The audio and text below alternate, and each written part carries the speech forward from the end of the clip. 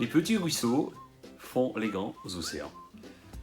Mark Twain a dit « Les 2 jours les plus importants de votre vie sont le jour où vous êtes né et le jour où vous comprenez pourquoi vous êtes né. » Avant de prendre la décision la plus importante de votre vie, eh bien, il est souvent impératif de savoir où vous voulez aller et ce que vous êtes appelé à faire.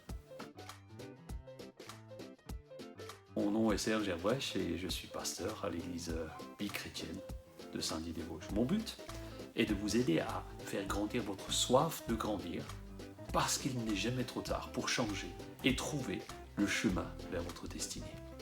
Je veux vous aider à grandir dans votre vie personnelle, grandir dans votre vie de foi avec Dieu, grandir dans vos affaires, dans votre service aux autres et dans l'Église. Nous avons vu ensemble sur les vidéos précédentes de la série la valeur de l'incroyable pouvoir qu'une habitude peut engendrer dans une vie. Un petit pas à la fois. Les petits ruisseaux font les grands océans. Alors il nous faut une motivation forte pour décider de mettre en place une nouvelle habitude, c'est vrai.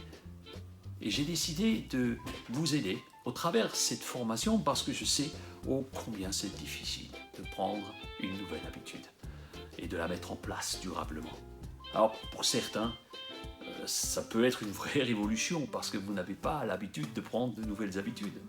Og Mandino a dit « Les révolutions les plus difficiles à accomplir sont celles des habitudes et des pensées. » Mais cela pourrait aussi révolutionner votre vie aujourd'hui. Alors une fois que tu as découvert ce qui te motive vraiment dans la vie, il va falloir le mettre en application. Il va falloir être proactif comme nous l'avons vu. Prendre une nouvelle habitude, une nouvelle bonne habitude peut rendre inarrêtable. Unstoppable, disent les Américains. J'ai découvert il n'y a pas si longtemps ce pouvoir incroyable que produisent les habitudes et je veux vous en faire profiter. En fait, une fois que tu as commencé par mettre en place une stratégie de nouvelles habitudes, tu deviens comme accro. Et c'est à chaque fois un nouveau défi. En fait, c'est comme si tu poussais le bouchon un peu plus loin. Chaque nouvelle habitude, c'est quelque chose que tu mets en place qui va devenir alors un automatisme dans ta vie. Et ce qui nous rend efficaces, ce qui te rendra efficace, ce sont les automatismes. Alors je n'ai pas trouvé d'études scientifiques pour exprimer en énergie ce que coûterait le poids de la mise en place d'une habitude. Mais ce que je sais, c'est que le jour où vous faites une chose machinalement et de façon complètement naturelle, sans réfléchir, vous allez économiser une énergie considérable à votre cerveau. Et il pourra alors se consacrer à d'autres choses. Donc par déduction, le reste du corps en profitera également. C'est-à-dire moins de stress, moins de peur, moins de procrastination, puisque nous procrastinons tous. Donc je vous donne 2 exemples d'habitudes que j'ai mises en place il y a longtemps. Peut-être il vous arrive de courir après vos clés, vous cherchez tout le temps vos clés de voiture, de maison, votre téléphone, etc. Alors ça m'était arrivé. J'ai pris depuis l'habitude de mettre toujours au même endroit toutes les choses que j'utilise quotidiennement, que ce soit mes stylos, mes cahiers, mon téléphone. Comme ça, je ne perds jamais de temps à chercher quelque chose. Alors il m'arrive aussi de ne pas respecter mes habitudes. Et alors, lorsque j'en prends conscience, je me reprends.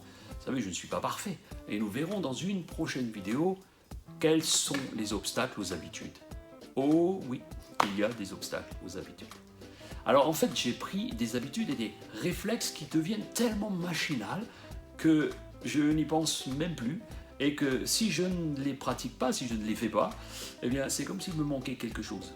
Alors, comment est-ce que je fais ? Une fois que je connais et que j'ai écrit, je connais ma mission de vie, je sais mes objectifs, je sais où je veux aller, ce qui est important pour moi dans ma vie, je passe aux étapes suivantes. Alors je fais toujours la même procédure.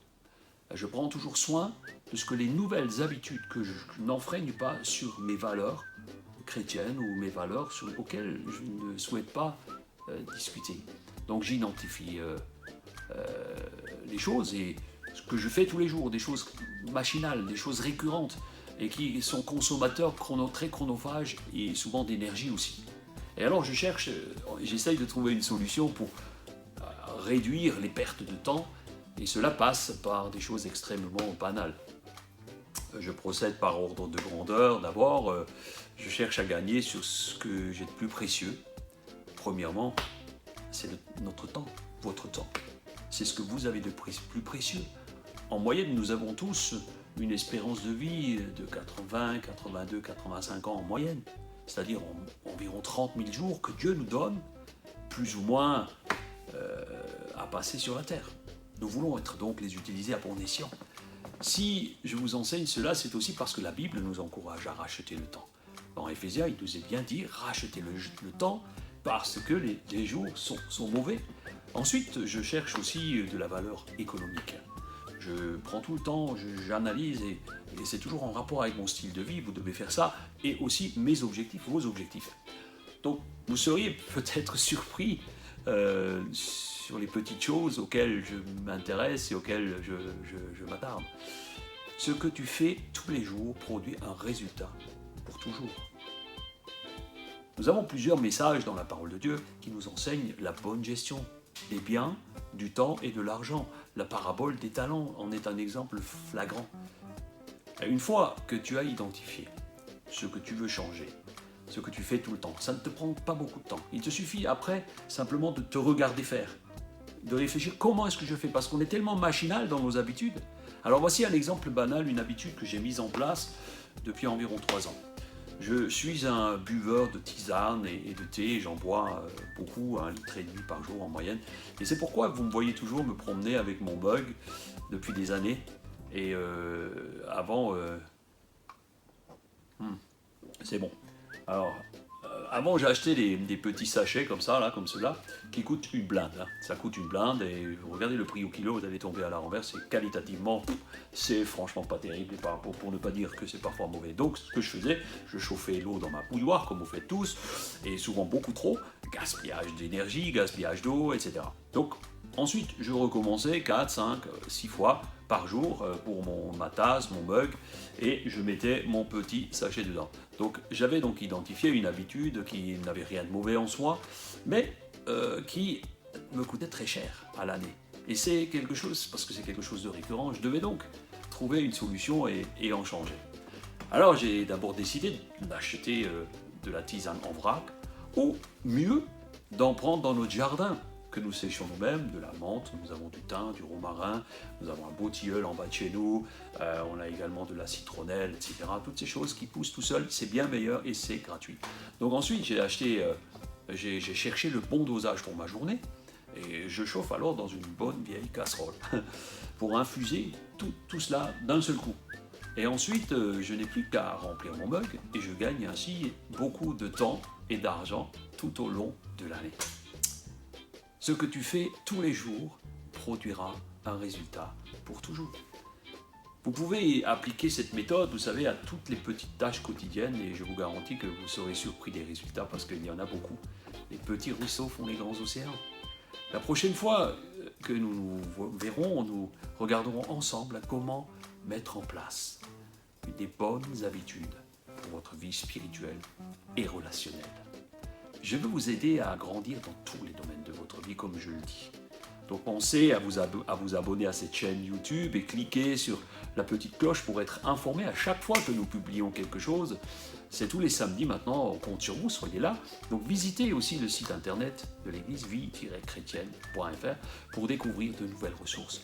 Et si vous allez au bout de cette série, pour vous remercier de votre fidélité, je vais vous offrir un petit cadeau. Mais ce sera limité à un nombre de personnes restreintes. Alors, laissez-moi un petit pouce si vous avez aimé cette vidéo. Si vous avez besoin, vous pouvez m'envoyer un mail sur le site de l'internet. Je vous réponds personnellement à chacun, je vous le promets. Je vous dis à la semaine prochaine sur cette chaîne. Prenez soin de vous, prenez soin de votre âme. Et surtout, prenez de nouvelles habitudes. Des bonnes habitudes. Soyez proactifs. Bye bye. Je vous aime. À bientôt.